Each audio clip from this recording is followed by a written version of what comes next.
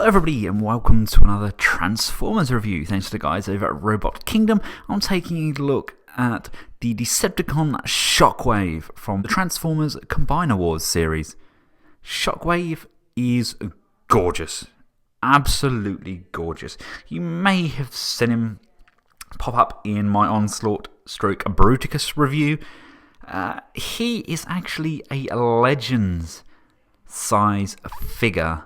He is itty bitty tiny, but what he lacks for in size, he makes up for in awesome. He looks incredible.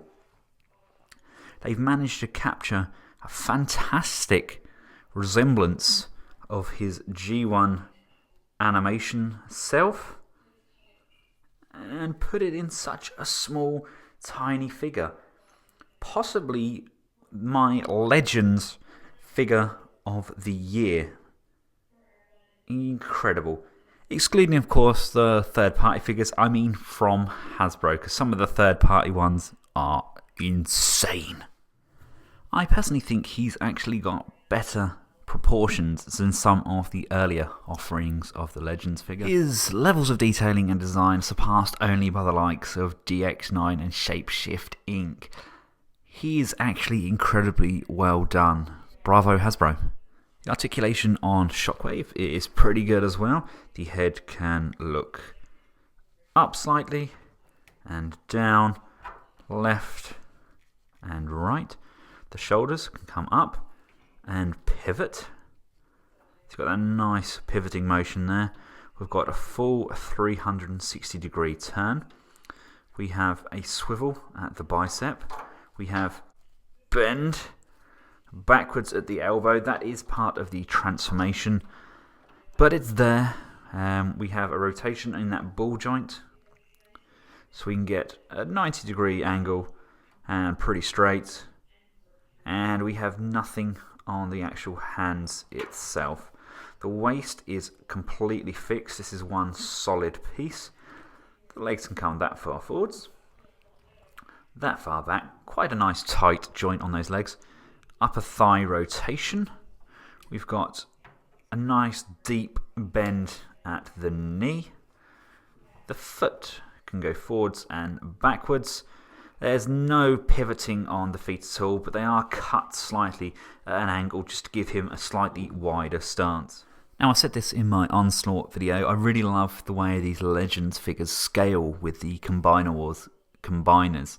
I know officially you're meant to have those with like a deluxe line, but I think the Legends actually look a lot better with the combined form. I think the size just really works. And here I have Shockwave, kind of just feeling really impressed with what he's created in this continuity. Shockwave creates Bruticus. He's not part of the Starscream Brigade. And look, he's very happy with what he's done, because Bruticus has captured and destroyed Optimus Prime. Now, Shockwave is of course a Transformer. He does still transform, and we do still have kind of a laser gun mode for him. So first step is to push his head down. As you push the head down, it pushes the chest. This section from the back comes up, and we want to bring that all the way over to the front.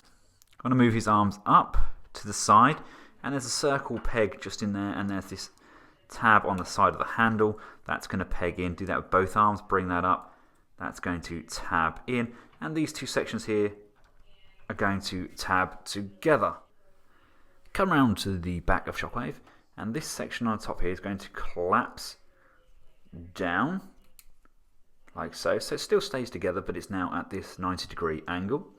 Come round to the hips.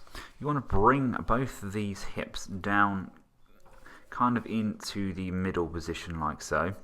Turn the leg so it's facing outwards, and then rotate that leg back in and collapse that foot out so it comes right down to the bottom there. So rotate the leg, bring that down, make sure this foot is collapsed out, and that's going to sit just below the crotch. And they, in theory, should all now tab together.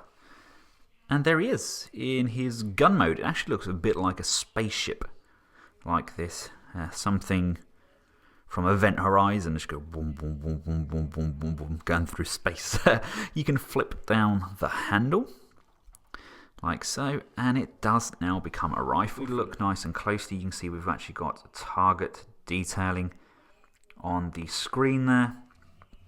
We have a really nice cannon end. I would have liked like a plastic cover or something to go over the end here. But all in all, that's a fantastic resemblance of his G1 counterpart. Really well done. Yes, it does look a little bit like a folded up robot underneath, but it's the gun mode we're going for. Now, Bruticus does hold Shockwave quite nicely. It fits okay into the hand. It's not a super tight grip, but unfortunately the weight of Shocky is just too much for Blastoff's waist leg joint thing, so his arm just does kind of flop a bit. It just kind of brings back down. That's a problem with his waist, not with Shocky. I mean, if we take the hand off, and he can go over there. It fits in, but it's not as tight as I would like. There's no real depth there, nothing really tight enough to pinch that right tight in that joint. You can close this off and close that off, but it's not super tight. There is still movement in there.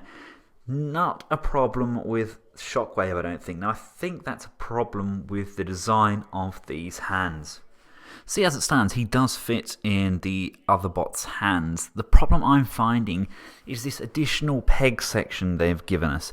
It generally rubs against the knuckles of whichever bot you put it in, so it's either going to slightly stress this plastic here, or it's just not going to go in those hands. The peg itself should fit, but unfortunately the section that goes over the knuckles appears to be somewhat of a problem, just doesn't quite fit together.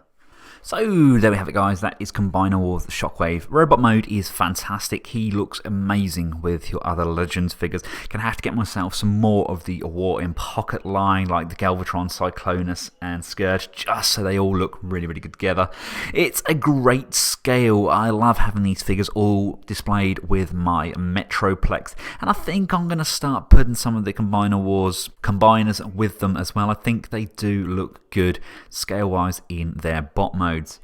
As for going with your other bots, his vehicle stroke weapon mode, it looks good, but practicality, it is pretty poor, just due to the fact of that knuckle rubbing peg section underneath. It just doesn't work extremely well unless your figures have a very small grip on their hands and the knuckles are quite thin. I mean, Springer, one of my all-time favourite Voyagers, does hold him quite well, but I would like him to have been compatible with a vaster range of the figures. If you found this video useful, give it a big thumbs up, like and subscribe.